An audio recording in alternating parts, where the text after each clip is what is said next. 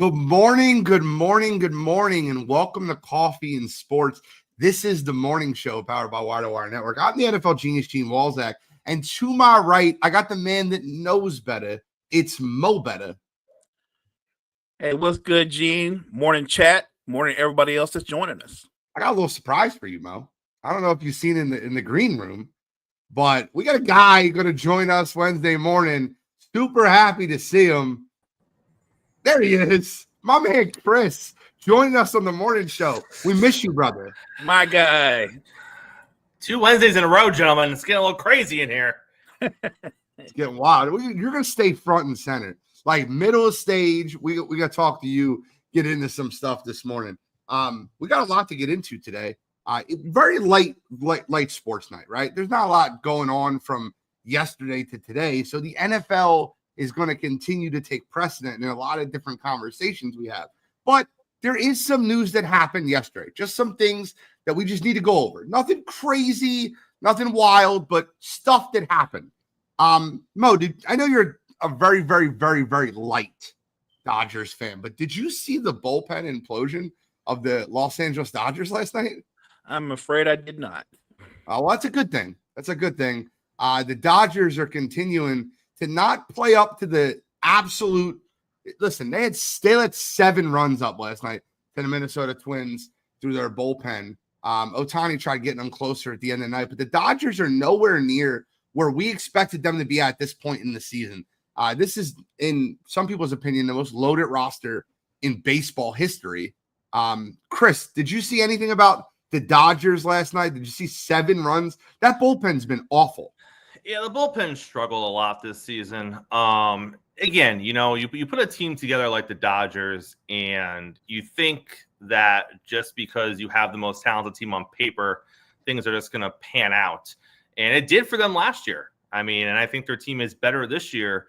100%. But baseball is one of those weird sports where it literally is. It's a matchup. It's the starting pitcher that day. It's which hitters are in a slump and which hitters are not in a slump. It's a grind. It's 162 games. It's about staying healthy, and they've had a couple of health bumps here and there. And it's about chemistry. And that dynamic can change year over year. I don't think the Dodgers are going to have the same struggles come playoff time. I don't think we have to worry about the Dodgers not making the playoffs. They do need to figure out the bullpen, though. The bullpen has not been good this year. I do think they're going to make moves at the trade deadline to bolster the bullpen. And as you both know, this is, a trumped up version of the Yankees from the 90s. They will spend what they need to spend to fix the problem. So I am not concerned about the Dodgers. I don't think the Dodgers are concerned about the Dodgers because they're going to make a move to address it. They're going to find, a Royals team, Minnesota Twins team. They're going to find someone that has a good reliever, and they know that they're not going to pay them next season or the season after, and they're going to make a trade, and they're going to bring in a piece or two, and their bullpen's going to be okay. But no, I don't think any Dodger fan could honestly say today that the team is where they thought they were going to be 3 months ago. No, 59-43 for, in my opinion, one of the most loaded rosters. Their starting pitching staff. I just want to read this out loud because I feel like people don't understand how good this. Their starting pitching staff is Yamamoto, Ohtani, Glasnow, Snell, and Clayton Kershaw. That's who's not starting. Who's not starting? Who's not starting for them? Because look at their bench of starting pitchers. Dustin May would be 2s and 3s on most teams. You're absolutely right. Dustin May is a guy that started for them 17 games this season because Ohtani didn't start at the beginning of the year. Snell has been on the DL. But, their team is absolutely loaded with players. And it's not like you move Dustin May into the bullpen, and he's had massive struggles in the bullpen. Guy's got a 4.73 ERA, and coming out of the bullpen, he's even worse. And the reason I bring this up is because the trade deadline is here. And you just said it, Chris. The Dodgers will spend money. Another team that will spend money are the New York Yankees. And being able to have you on the show, I got to ask you, man. The New York Yankees, they won last night, which is good. But 56-45, trailing the Blue Jays by 3 games in the division. How are you feeling right now about your New York Yankees? I mean, obviously, when you look at where the Yankees were like 3 weeks ago, I think they were like 16 games over 500. They had like a 5-game lead on everybody in their division, and that kind of fell apart a little bit. The Yankees, I think, played over their heads a little bit to start the season. I don't think they were what their record said they were. I also think you had a situation where the other teams in the division didn't really have it together. Since then, we've seen the Rays go on a surge and fall off. Boston's gone on a surge and fallen off. Currently, Toronto is on a surge. They're going to fall off, Blue Jay fans. They ain't that good either. I think when it all evens out, I think the Yankees are going to win the division, but the Yankees have issues right now. The Yankees have a very banged up starting rotation. You take a starting rotation that hasn't had Garrett Cole this season, that hasn't had Heel this season, that's had injuries along the way. Their bullpen is decent, but I wouldn't call it a strength on the team. And the Yankees don't even have a third baseman right now. Let's not forget that. The Yankees have a huge hole on the infield that they're going to fill. You know, Eugenio Suarez, his name has been thrown out there. That would be a great get for the Yankees. I think they're going to make a trade for pitching. I think they're going to bring in a starter, a 3 or 4 caliber, and I think they're going to address the third base spot. Then from there, as long as they stay healthy, I think they win this division. I'm sorry, but I can't put a lot of stock into Toronto because Toronto was supposed to win this division 3 of the last 5 years, and they have just fallen apart every year around this time. They're playing great baseball right now. I take nothing away from Toronto, but it's one of those teams where it's like, Gene, until we've said they're going to do it, and they haven't done it yet, so until they do it, I'm not going to buy into them doing it. Max Fried has been incredible for the Yankees. Absolutely unbelievable. And I think that the 2 people that Yankees fans need to be looking out for at this trade line, as you said, Eugenio Suarez to play third base, but Sandy Alcantara is on the trade block. Yes. And if you can get Sandy Alcantara, now he's been terrible. He's at 7 ERA, but that means he's going to be a lot cheaper, and the Marlins aren't going to re-sign him. You understand how that works down in Miami. Throwing him in as a 3 for you guys, like you guys have Rodon, who's been pitching a ton for you guys. You guys have Max Fried. And obviously with Garrett Cole being injured, like it matters being able to have that third starter in the postseason. I think he could walk right into that number 3 spot for you guys and have that big game pitching experience, be able to walk into that situation for the Yankees. I think Sandy Alcantara is a name that you really need to look for as a New York Yankee fan. And let's not forget, we got Marcus Stroman right now, who they tried their hardest to get rid of before the season began, because I think they're paying him, $20 million plus this year. And they don't want his contract on the books. But because of where our pitching situation is right now, he is pitching meaningful innings. So they need to get another starter in the mix, an established starter. And this is that time of the year, Gene, where you start looking around, you're like, oh, he's not having a great season, but he had a good season 2 years ago. Right? I mean, that's what it is. And you look at a team like Miami, they're not going to pay him, especially not when he's pitching the way he's pitching right now. So, and there's a few guys that kind of fall into that category of they've had good seasons in the past. They're not having good seasons this year. Their teams are not that great. And that's what this time of year is for Major League Baseball. The Yankees are going to make a move. I do think Toronto is going to try to make a move. I don't know what the hell Baltimore is doing. Honestly, Baltimore probably should have won that. You talk about teams that are good on paper. That's the team that really probably should have won this division.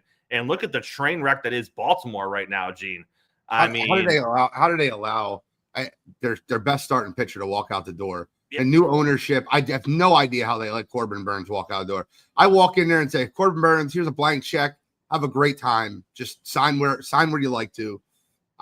New ownership. Like, I don't think that should have been a hard contract. No. They could just give him exactly the same contract that Arizona gave them, and that would have been fine. No one would have batted an eye. Yep. But trade deadline's coming up for Major League Baseball. It'll be talked about a little bit more tonight on Wire to Wire Sports Podcast. But I wanted to bring it up because the 3 biggest names, we mentioned 2 of them, and then Duran for the Red Sox. I just need to understand this a little bit better. I know that the Red Sox have a plethora of talent in the outfield. I understand, but why are we getting rid of our in my opinion, the Red Sox best outfielder is being the one that's flaunted it. I don't understand why. The guy hit a leadoff home run off Zach Wheeler the other night. I'm getting to watch him firsthand this week as the Phillies are playing the Red Sox. Now, granted, Christopher Sanchez put him to bed a couple times last night, which, by the way, was my Cy Young dark horse this year, and he's third in odds right now. I still think Paul Skeens wins it, but Christopher Sanchez with a complete game, 1-run effort, it's right there. He's right there. But why are the Red Sox shopping, in my opinion, their best outfielder? Gene, you ever play MLB The Show? Yes. And the trade deadline comes, and you know you need a piece. So what do? You just start plugging pieces in to move the bar, right? And you want to see how much value you can get on the bar to offer another team in the game. I feel like that's what the Red Sox are doing. They're looking at their plethora of outfielders, and they're saying, who's going to get us the biggest return? And it is going to be him. But to your point, why are we trading away the best piece in the outfield? It's okay if you have a plethora. It's okay if you have to move one of them. That happens. But you have other good pieces. We don't need to trade away the best piece, because what are we bringing in? And what are we bringing in that you couldn't take one of the other outfielders and package it with a little bit higher of a prospect and get the same return? And this is no offense to him, but it's not like you got Julio Rodriguez or one of them out there, and that's the piece you're trying to move. You have a good player, but your other options are slightly less. You package it with a better prospect, and I think you get the same return. I think in their minds, they're saying, well, if we put him out there, sky's the limit of what we can get for a return. I just don't think that's the case. And I think you hurt your team more. And let's not even ignore the fact that they screwed the pooch with this Rafael Devers situation. Unbelievable. Totally dropped the ball there. So you basically gave away Devers because you couldn't keep him happy, even though you knew the kind of player you were dealing with, because he's been in your organization the entire time. And now you're going to sit here and you're going to give away your best outfielder to bring what back? It makes no sense to me. They're doing this to create space for Roman Anthony, their number one prospect. He's been in the Red Sox organization, everyone, 5-star prospect. He's going to be the next one. He's 21 years old. He's looked terrible in the show so far. Now, granted, he's 21. He's going to be fine. But they brought him up way too early, in my opinion, at 21 years old. I think that he could have used some more good at-bats in AA and in AAA. I think that you don't need to bring him up at 21 to be so you force your best outfielder out of the outfield. It doesn't make sense to me, because Yoshiba's coming back for them soon, and they're going to want to start him in the outfield. Mm-hmm. The point I'm trying to make is it doesn't make logical sense if I'm a Red Sox fan. They have Garrett Crochet, who's been one of the best pitchers in Major League Baseball this year. It's not like they're a bad team. They're right in playoff hunt, and we're blowing it up for what? I just don't understand it. I don't get it, and I feel like I feel like they've talked about it so much that it would be shocking if he doesn't get traded. But Crochet's pitched great. Giolito has not been terrible. I don't think the Red Sox are out of it. And I guess that's what we're going to look at. Walker Buehler's been awful. That's been an absolute disaster over there. So I guess Baltimore has had some of the same issues. Look how Baltimore's handed Jackson Holiday. Oh, God. I mean, you got another kid who has all the talent in the world, 5-star this, 5-star that. And again, I mean, what is he, 20? I think he's 20 or something like that. And you bring him up, you bring him down, you give him why are we rushing? Why are we rushing a 19 or a 20-year-old kid? Let's be honest, and you know this better than most. You can probably count on one hand the number that should have been brought up at that age. And wasn't what's his name, Bryce? He was like 19 when he came up, right? Yes. Yeah, that's an example. They're not that many, guys. They're few and far between 19 and 20-year-olds that should really be playing meaningful innings in Major League Baseball for teams that are trying to go to the playoffs. And you look at a team in Baltimore who was a favorite to win the East coming into the season. And I think part of their issue, aside from letting, their top pitcher walk out the door, is the mismanagement of some of their younger players. Love it. Well, the trade deadline is going to happen. We're going to talk about it each day. We'll talk about it a little bit more tonight on Wire to Wire Sports Podcast, but we want to move forward. And we had a fun topic for today. I kind of briefed Mo on it. Chris, I wish I knew you were coming on, but I'm sure you'll be fine with this topic, right?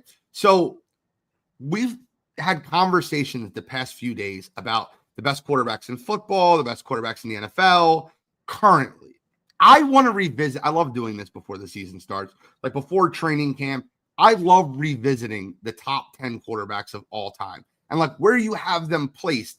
And like, I think I did this last year. I put my list out and I think people had Patrick Mahomes way too high up already. I'm like, let his career end. He's got plenty of years to grow. And people had him number 3, number 2 of all time. And to me, that was baffling. I had him 6th last year. He's moved up a spot. He is 5, making it to 3 straight Super Bowls, winning 2. He's won 3 already, but making it to 3 straight. Patrick Mahomes has moved up. I think by the time his career's over, he's going to be 1 or 2. That's fine. I also compared him to Michael Jordan. So people stop with the Patrick Mahomes hate to me because I compared him to somebody we've never seen before. But what I just wanted to go over, and it's a lot easier to start at the top because you can kind of filter your way in.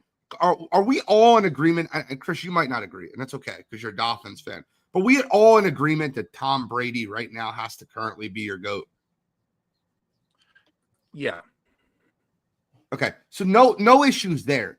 Now, number 2, I feel like is easy. And Mo, correct me if I'm wrong. Is Joe Montana not number 2? Joe Cool, 4 Super Bowls, 4-0 in the Super Bowl. I think he is for now, but look, we said what we said about Mahomes for a reason. I think Joe's going to be there until he's not there, but I think he is right now. I'm with you. Chris, are you there also, or am I just kind of want to get the first 2 out of the way, but if you got a debatable argument, I'm ready to listen. It's Montana because who would the 3 be? Peyton. Montana's ahead of Peyton. He's ahead of Mahomes for now. There isn't a 3 that I think is ahead of Montana. So I like Brady, Montana 1-2. The 3, 4, 5, and 6 in my rankings. Now, keep in mind, you can have your own. That's fine. But in my rankings are Peyton Manning at 3, Dan Marino at 4. I have him way higher than most people do. I watched him play. He was one of my favorite players. He was incredible throwing the football. I wish the Miami Dolphins would have put more around him. They had 2 good wide receivers, never had a great offensive line, never had a great defense to put next, never had a good running game to put back there. I remember when they drafted, I think they drafted a Penn State running back. What was it? I don't think they drafted Kajana Carter. I think the Bengals drafted Kajana Carter, but they got Kajana Carter. This was supposed to be their guy. They never put any stake into the running back position. But I have Dan 4. I have Elway 5, and I have Mahomes 6. So where do you have Aaron? I have Mate. Okay. So like I have Aaron Rodgers a little lower than most people do. He won 1 Super Bowl. He's a team obliterator. He's a terrible teammate. He's constantly throwing people under the bus. And to have 1 Super Bowl for all that talent, I don't see it where other people do. Because I think that's where this conversation splits, right? Yeah. Because if you take in, quality of teammates, quality of human being, Aaron's terrible. So right. if that's valuable in a list, then yes, it's going to hurt stock in someone like an Aaron Rodgers. If that stuff isn't valuable in a list, so you look at Aaron's stats as MVPs, that's going to elevate him. And then it's always the question of championships, right? If you're valuing championships, it hurts Marino. If you're valuing just pure talent at the quarterback position, I think Dan Marino is one of the greatest quarterbacks I've ever seen play, hands down. Agreed. I think that you could make an argument that Dan Marino is the greatest player of the position. Not if we're not talking championships. If you say you're starting a team tomorrow, who do you want in their prime, Marino or Brady? I'm taking Marino. Because talent-wise, Dan is in my opinion, far ahead of Tom Brady. Now, maybe not with the football intellect, because I think Brady has an edge there. But all things considered, Brady's going to be the greatest quarterback of all time because of the championships, and he deserves that. But these are the things that kind of break down the conversation. I think most people have Marino low because they say he never won a title. He only went to one Super Bowl. So how can you put him up there? But like you said, did you watch Dan Marino play the game of football? Because if you did, there are quarterbacks since Marino that have not been able to do what Marino did with a football in his hands. I like your list. I like your list. It's tough because we're such prisoners of the moment. And Mo and I talked about this last Wednesday. Every year we have a quarterback, a rookie quarterback or a young quarterback who all of a sudden is a top 10 quarterback when he's really not a top 10 quarterback. And we do that with Patrick Mahomes. Patrick Mahomes is the greatest thing we've seen since who? Tom Brady. And we feel this need of, if we're making a list and we acknowledge that Patrick's the best thing we've seen since Brady, Patrick has to be really close to Brady on that list. And he doesn't, because his body of work is not complete. And yeah, we can project where Patrick's going to go. He's probably going to win a few more Super Bowls, but who the hell knows?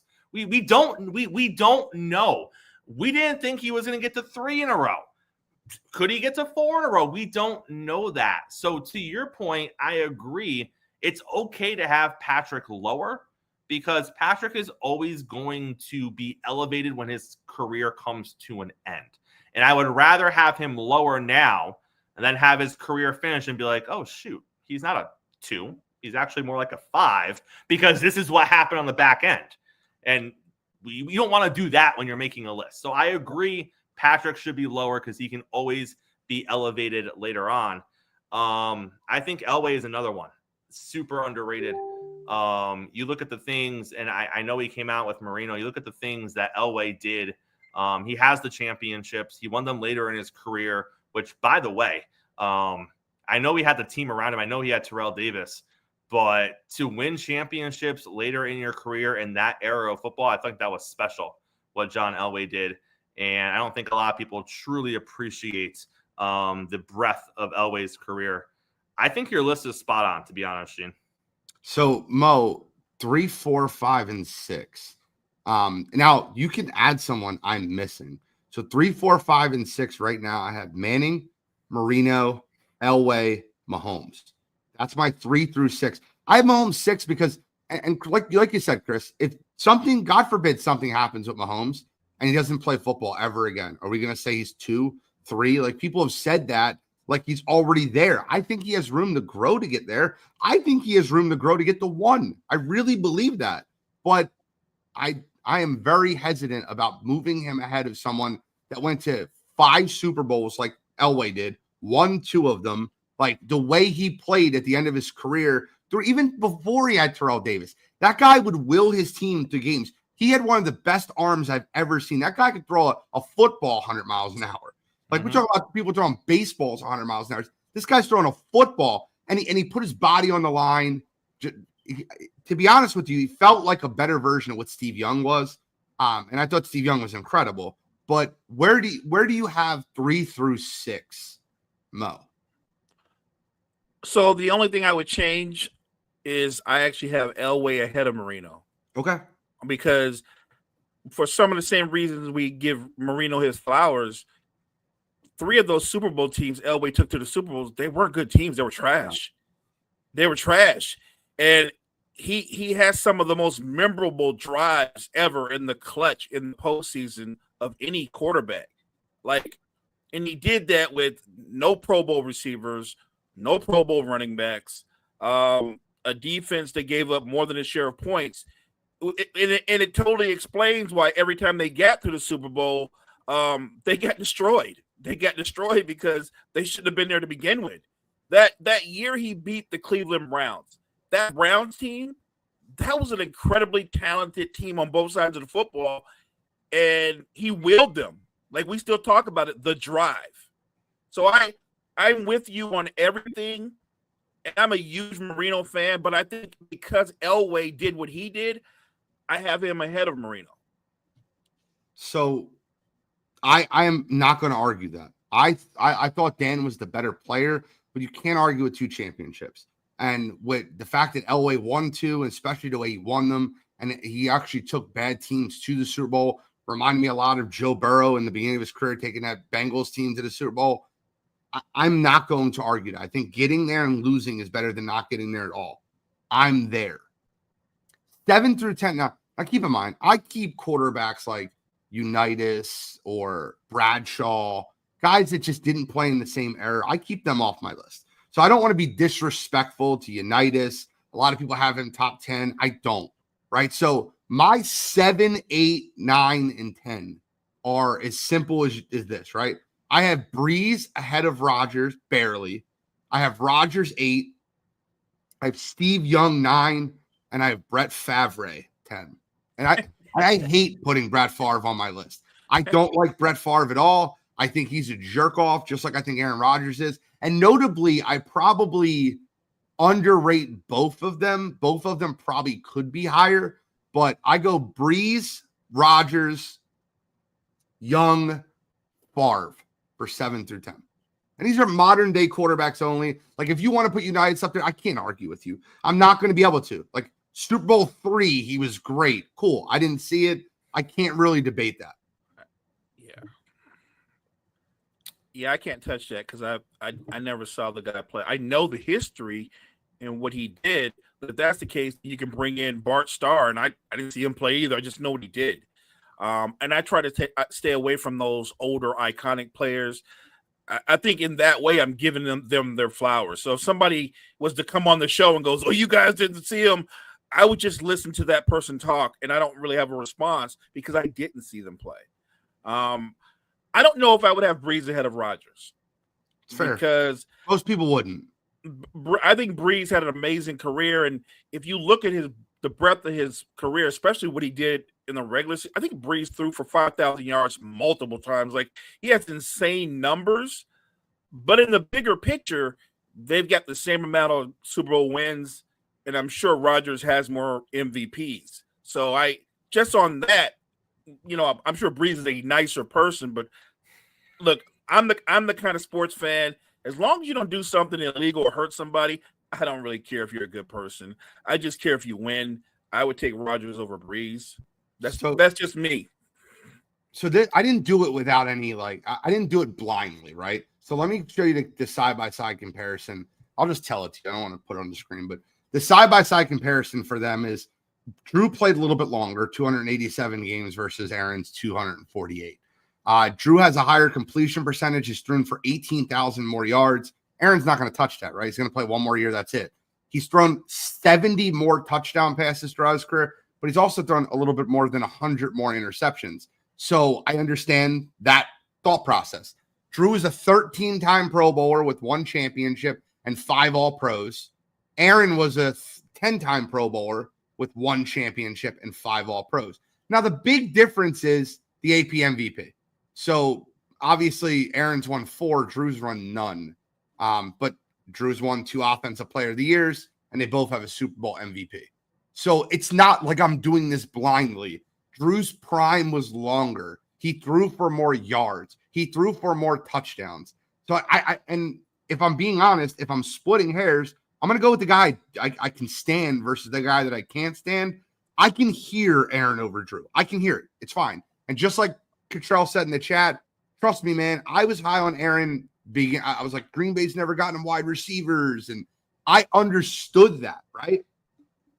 But if Aaron goes out there, wins another playoff game, throws 30 touchdowns and 5 interceptions, maybe I put him ahead of Drew. That's how close it is. But that's my 7-8. You can flop them if you like.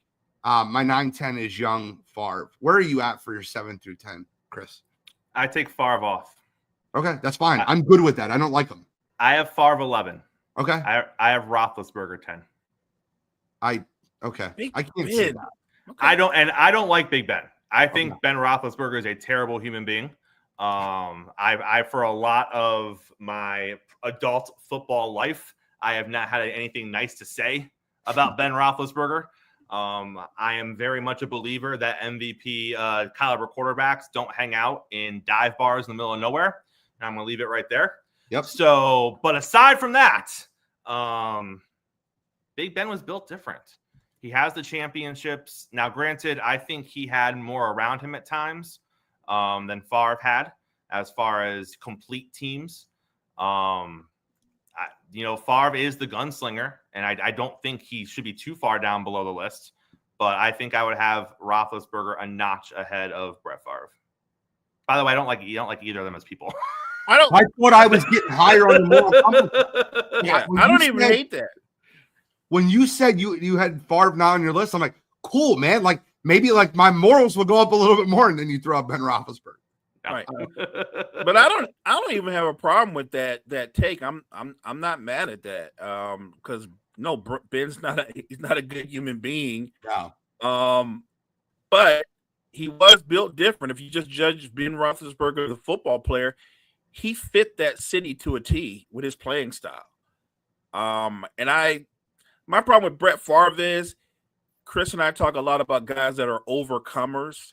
He's definitely an overcomer, but at the same time, he's also the kind of guy that can cost you a championship with a bad pass. Like he did that too. So he's like a little bit of both. He's an overcomer and he's a killer on the opposite end. Like Brett, as gifted as he was, he kind of had his own bit of Jameis in him, if you will. Like he had some Jameis in him too. Like I lost count of how many pick sixes the guy threw. So he was great. Look, a great arm talent, but he did all the things you're not supposed to do: throw across your body, throw across the field, and it cost him. You want to take a guess on how many career interceptions Brett Favre has? And keep in mind, we just read Aaron Rodgers out. Aaron Rodgers had like 115. What was high 200s, 300, 240. 330. Jeez, Brett, let's go. Yeah, that guy. Jeez. He'll get over 500 touchdowns, but that's insane. So Favre has more touchdowns than Roethlisberger, more yards. He's played more games. I get it. They're very, very close statistically, so I can hear that. Favre has 100 more touchdowns and 125 more interceptions. Jesus. Imagine if the dog situation didn't happen with Mike Vick. I guess. I mean, you talk about what ifs. I mean, there's a lot of what ifs. I don't think Mike Vick. So I think the dog situation with Mike Vick, I don't know if he would have changed his mentality. You listen to Mike Vick talk about how he was in Atlanta. He didn't prep. He didn't care about anything. He didn't care about anything. So that time in prison helped him like recenter himself and humble himself to the point where he had to learn defenses. And him going with Andy Reid in Philadelphia and having a season and a half of good football, I don't know if he changes. I don't know if he changes his mentality if he doesn't have that reality. Like we were all kids before, right? We were all younger. Right. And we can all remember a moment where like my mindset changed based off of what happened here. I don't know if Vic's mindset ever changes. Did you see Gene Jackson Dart's QB camp with John Gruden? Yeah. When Gruden asked him to call out the cadence, and homeboy didn't. He never had a cadence. Never. That's it. Listen, and this all takes me back to the comments Brady made about a year and a half ago, and he's doubled down on those comments since then about, when he played with guys like Peyton and Drew Brees. The quarterback game was chess, and Brady has been very adamant now that he doesn't even know if it's checkers anymore because of what he's seeing coming out of college. And, you guys watch more college football than I do. Where is the fall off point here? Because colleges run pro offenses. We hear that all the time. Well, SEC schools breed NFL players because they all run pro offenses and they're pro ready. Okay, that's fine. But when you have college quarterbacks who are coming out who have never had to perfect a snap count because the offense is so simplistic that it's clap or dummy clap, and that's it. And I know that, it's not like that for the majority, but you're looking at a quarterback that was drafted that some believe could be the future of the New York Giants. I don't know if I necessarily buy into that, but it is what it is. He's going to have that opportunity at least. He wasn't set up for success in the NFL, Gene. Chris, here's a point I'll make to you about quarterbacks that get drafted the way Jackson Dart got drafted. Now, you can make the argument all day that Aaron Rodgers, the way he slid, he shouldn't have slid. But he was the Packers' first pick in the first round. If you feel like you have a franchise quarterback, if you feel like this is going to be my guy for the next 10, 15 years, and you have a top pick and you don't take him, it tells me you don't believe that guy's your quarterback. I understand Abdul Carter was there. Don't get it twisted. He's a generational defensive talent. But like, if you watch what the Texans did a few years ago, when they were like, we have this generational talent in Will Anderson, and we have this quarterback that we think is going to be our franchise quarterback. And they went out and they just said, okay, we're going to figure out a way to get both of them because we're not going to miss out on this opportunity. The Giants, anybody could have took Jackson Dart. Jackson Dart could have went to the Steelers at 21. I don't think they believe in him fully.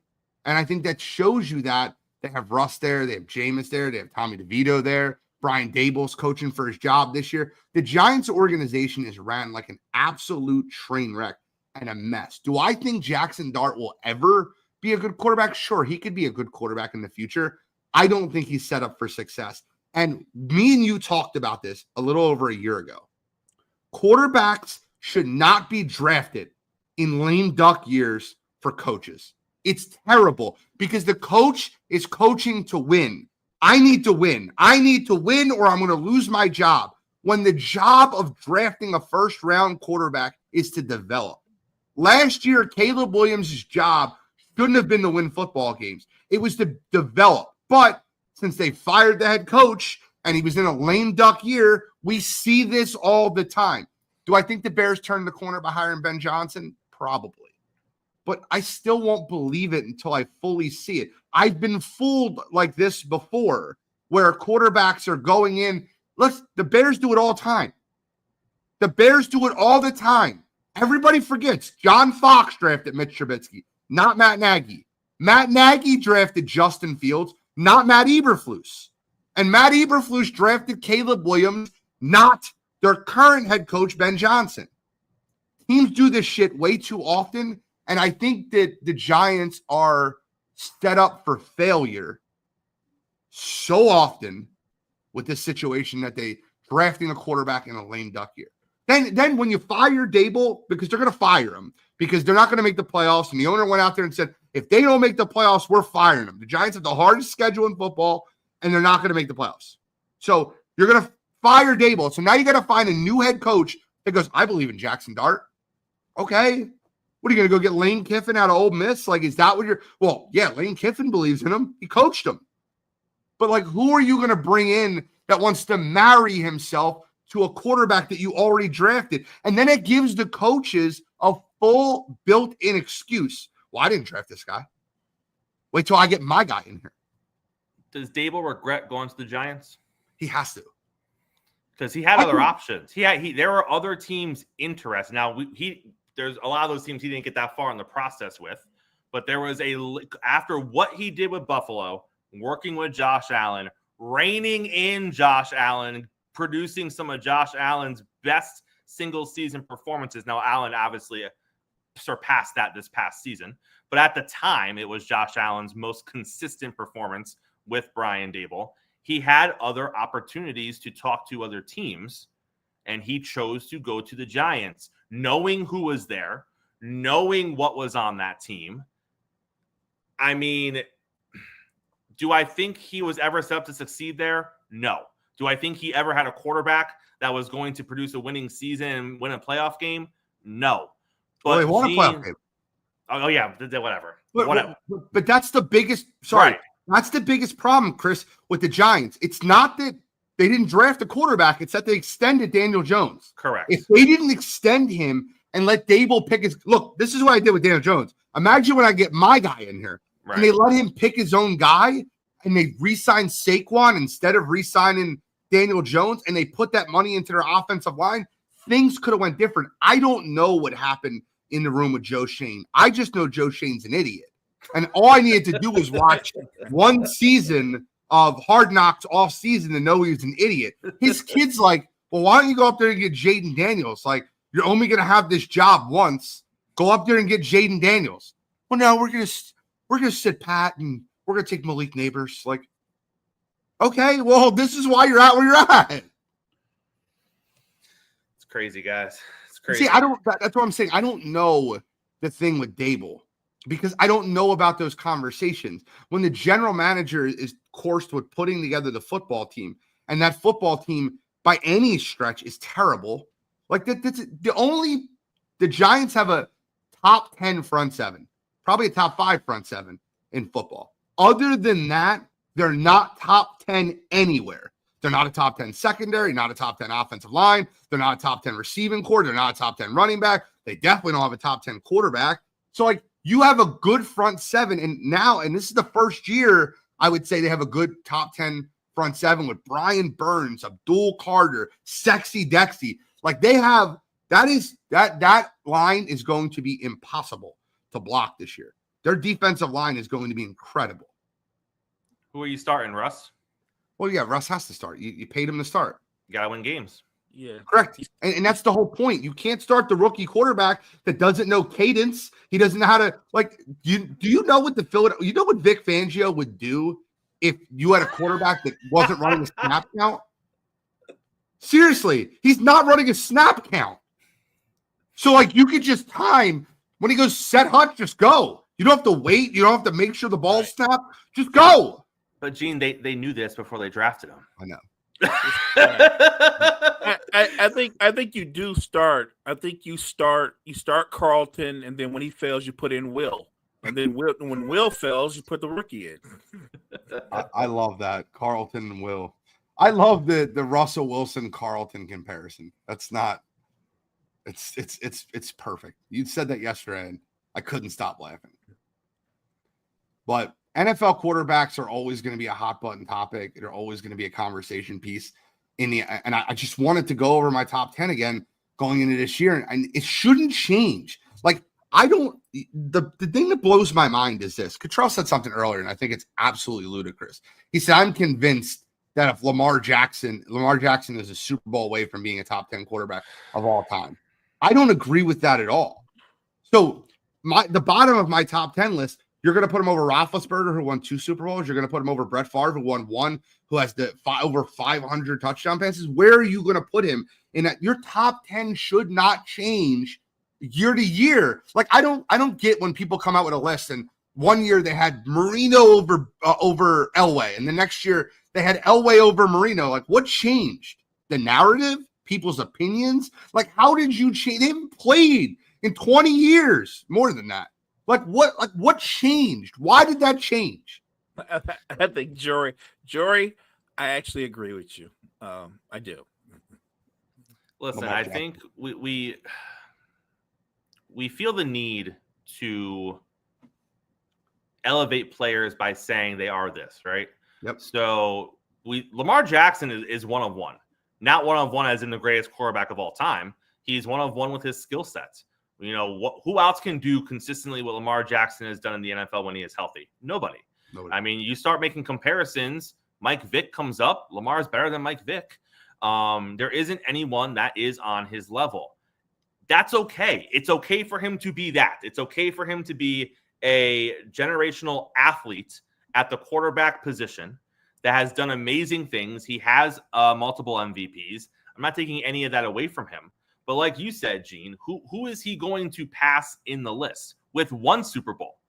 I would argue he could win 2 Super Bowls, and I still don't know if he's breaking in top 10 because even though he is a one-of-one talent as far as the athletic side goes, you're talking about players of the quarterback position. And unfortunately, and it is what it is, when you look at those mobile running quarterbacks that are run first, and for a good chunk of his career, I think he was a run first quarterback, they're not going to, at the end of the day, level out with a Tom Brady or a Dan Marino or a John Elway. And it's not saying that Lamar isn't good. It's not saying that Lamar didn't have success in the league. I mean, take away Patrick Mahomes, the narrative completely changes. Now you got Lamar and Josh Allen basically every year trying to dominate the AFC. But it is what it is. You are a victim of your circumstance, right? Yeah. And Lamar and Josh are a victim of Patrick Mahomes. It is what it is. Just like Peyton and Breeze and all of them were a victim of Tom Brady. Like when you play with someone that is a generational talent and you, by the way, can't beat him. I mean, how are you going to put Lamar into the top 10 with Patrick Mahomes? Well, Lamar can't beat Patrick Mahomes. Lamar can't win a championship. Like, how is that even a conversation point? I was convinced in 2023 when the Ravens had the home game in the AFC Championship in Baltimore that was the time. That was the moment. It was. It pissed down their leg. And listen, I can't control. I want to bring this comment up because I think that I hate the should have three. And I'll explain to you why I hate the should have three in a minute. He's got 2 MVPs, should have 3. A Super Bowl is just icing on the cake. He's a better player than Big Ben. So hold on. He said he has 2 MVPs, should have 3. So what he's saying is last year's MVP race, Lamar should have won over Josh Allen. I'll concede that. I think Lamar should have won last season's MVP over Josh Allen. He should have won the other one. Should he won 2 years ago when Christian McCaffrey should have been the MVP of the league? They were literally looking for someone to give the MVP. I remember it's Purdy, it's Dak, it's CMC, it's Lamar, it's whoever had the best week 17 game they were going to give the MVP to. And it was just, I remember. Tua was in that conversation for like 3 weeks. Correct. Everyone was in that conversation. Christmas Day is when all that changed. Everybody sat at home on Christmas Day and they watched the Ravens kick the shit out of the 49ers on Christmas Day. And they're like, Lamar's the MVP. So if you want to make an argument that they should have gave the MVP last year to Lamar, I don't want to hear that they should have gave it to him 2 years ago because they shouldn't have. So like, if we're going to play the should have game, he should have 2. He has 2. Last year, he should have won it. 41-4. Are we like the only person competing with him last year was Joe Burrow? They gave it to Josh Allen. I felt like that was true voter fatigue. I felt like that was, well, he hasn't won one, but he's been close often. I thought Josh was 3 last year.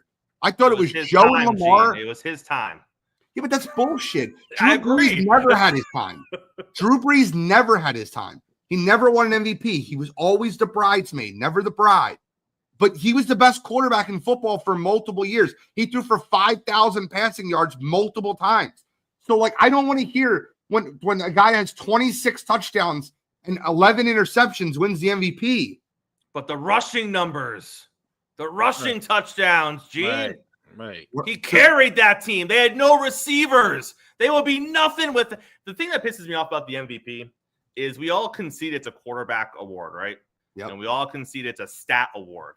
But then when we want the narrative to change, it turns into well, what would they be without him?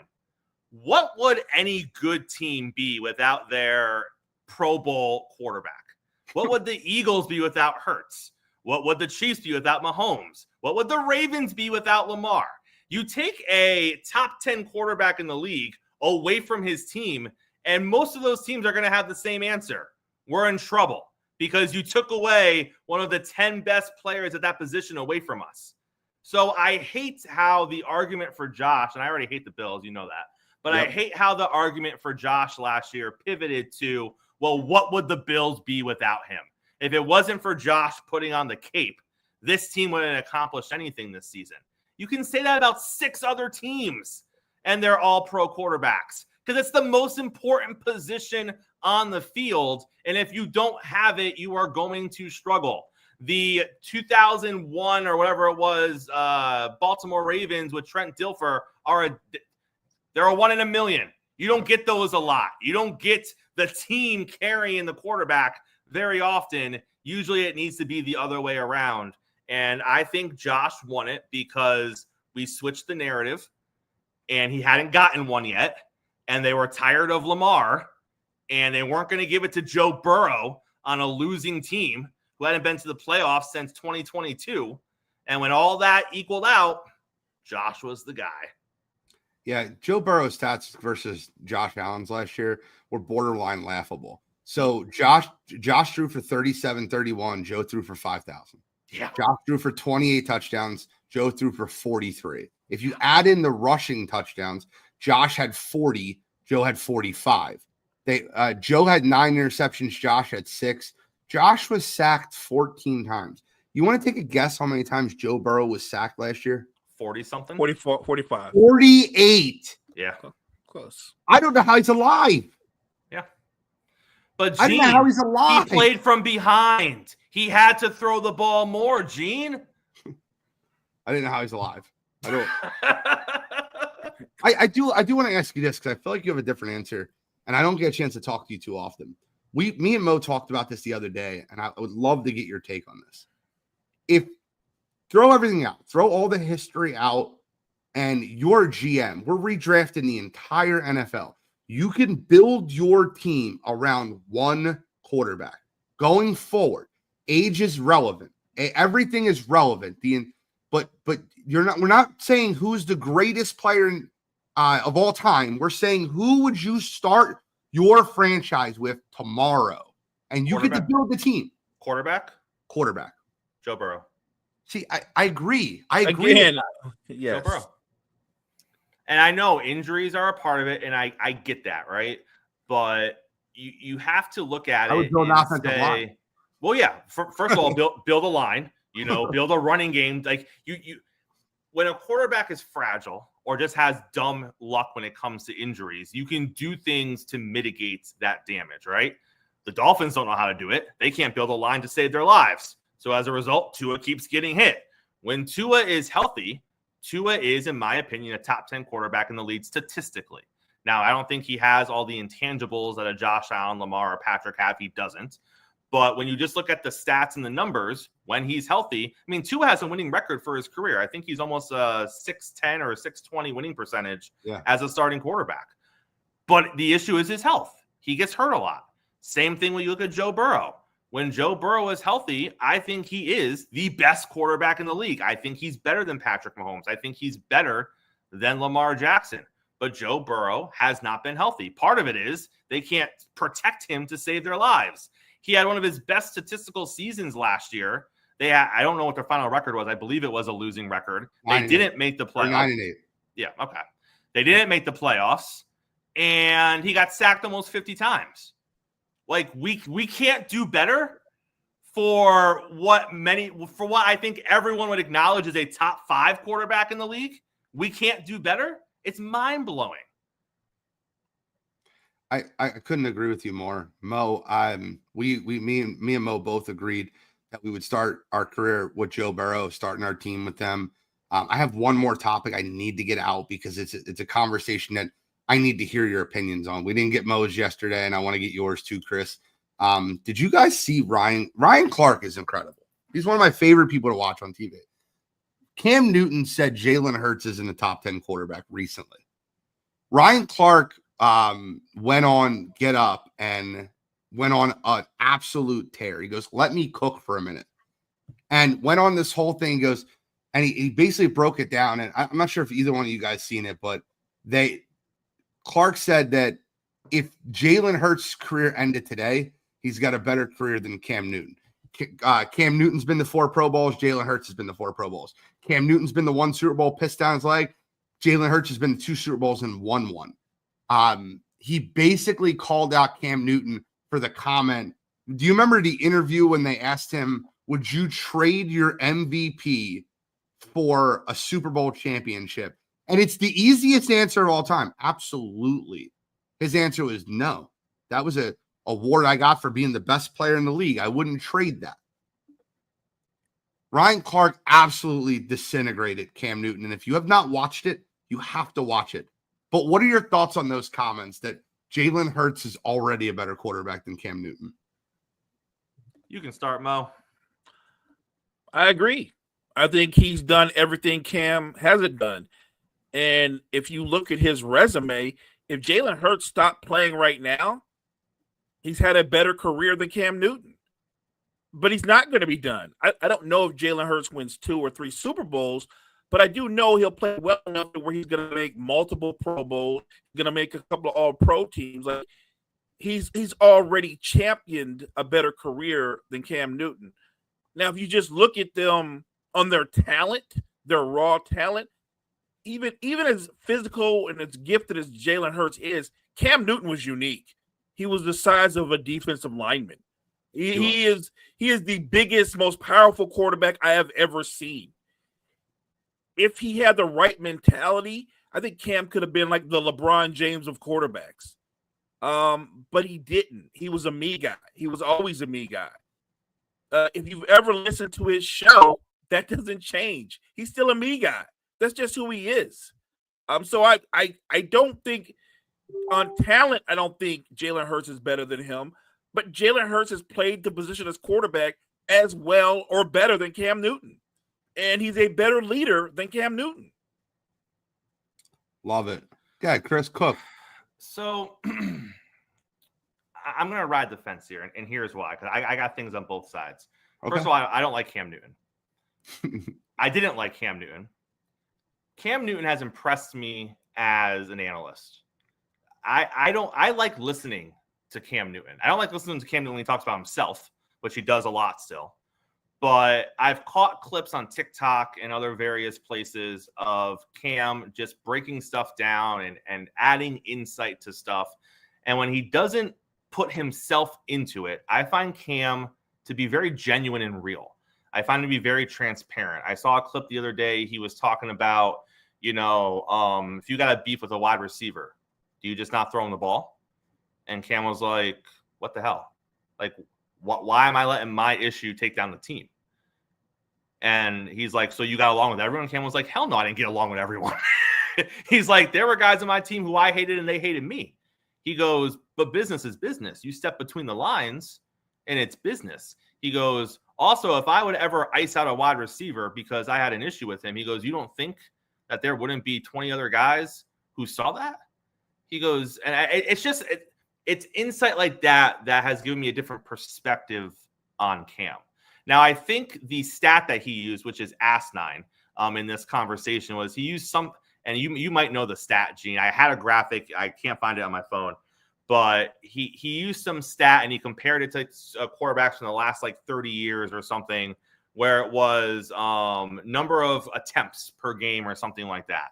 And he was trying to say that Jalen Hurts, and I think Trent Dilfer was in there, and there was a couple of other guys in there that, were Super Bowl winning quarterbacks that you just don't hold in high regard, even though they have a Super bottom Bowl. 5 in attempts passing. Correct.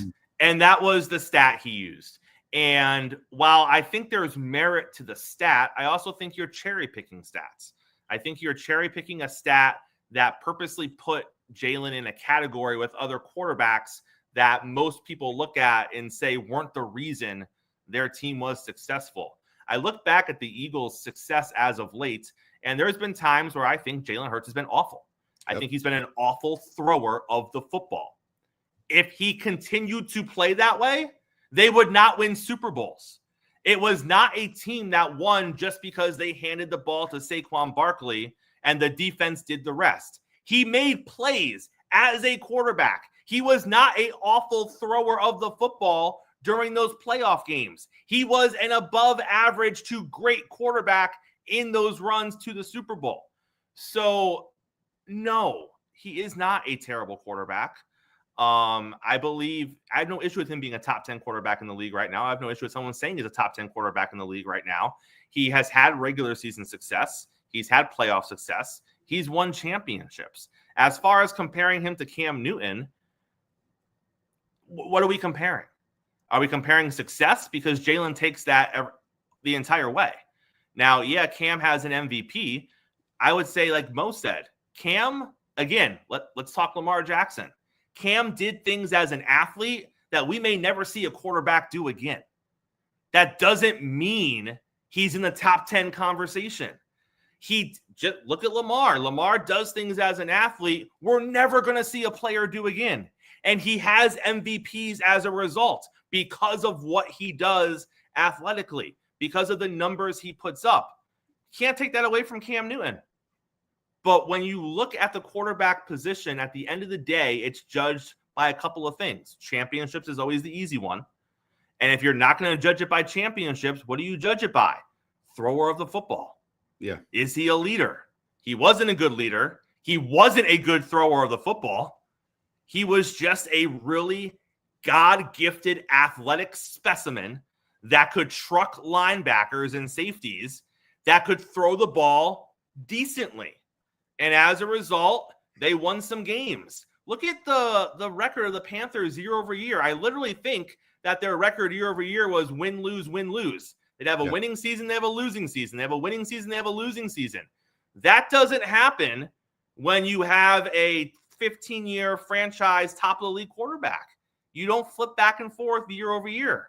But they did that with Cam because Cam was an average quarterback. And sometimes he would play to his ceiling, and the team would have a lot of success, like his MVP run. And then other times, he would play to his average, which wasn't always great. So, I mean, you're spot on, Chris. And we gotta end. We're a little over time, but doesn't matter. We're fine. But the point being is, you're spot on what you said. I don't think Jalen Hurts has surpassed Cam Newton yet, but I just wanted to get your take on what Ryan Clark said about it. I think Cam Newton's peak is better than what Jalen Hurts is. And I'm more critical of Jalen Hurts than any other person that's on this show. Yes, you are, sir. I think that there's a lot of games where he plays terrible throwing the football. I think that he's going to struggle to be in it this year. Another new offensive coordinator. This happens all the time in Philadelphia. We're used to it. But with that being said, when it comes winning time, if it comes winning a big game, I would rather have Jalen Hurts than any quarterback that's not named Patrick, Josh, Lamar, or Joe. I'd rather have Jalen because Jalen doesn't care about his stats. He will do whatever it takes to win the football game. Whether that means running the ball or whether that means throwing the ball, whether that means he'll quarterback sneak it and take a beating to his body. But Jalen Hurts will do whatever it takes to win the football game. And that's what I want in my starting quarterback. Now, watching him at the beginning of last year, before they pivoted, when they were 2-2 and Jalen Hurts was throwing the ball 30 times a game, that was not pretty. And then we're going to hand the ball to Saquon. That's what we're going to do. We're going to hand it to Saquon. And the entire season turns around. Let me say this. Jalen Hurts would have jumped on the football in the Super Bowl. 100. Jalen Hurts would have broke his arm. Just saying. He would have done it for it. Broke his arm. And there it is. That alone is the separation right there. There it is. All right. Well, we'll be back tomorrow. Tonight, 7 p.m. Eastern Standard Time, Wire to Wire Sports Podcast. Mo, Chris, first of all, anytime you ever want to come on, anytime. Love having you. Anytime I can talk sports with you, love having you. Thank you so much for hopping on this morning. You made this morning super enjoyable. Do you have any final thoughts, any comments? Anytime you want to tell us when we can start seeing you back on the regular, or do you want to wait for that privately? Always a pleasure to see you guys. My hope is before football season starts. End of August is my goal. Love that. Mo, do me a favor. Close us out. Thank you guys so much for joining us. Make sure you check out all the great content we have at Wire to Wire Network. Wire to Wire Network, we appreciate you. We'll see you tonight. And then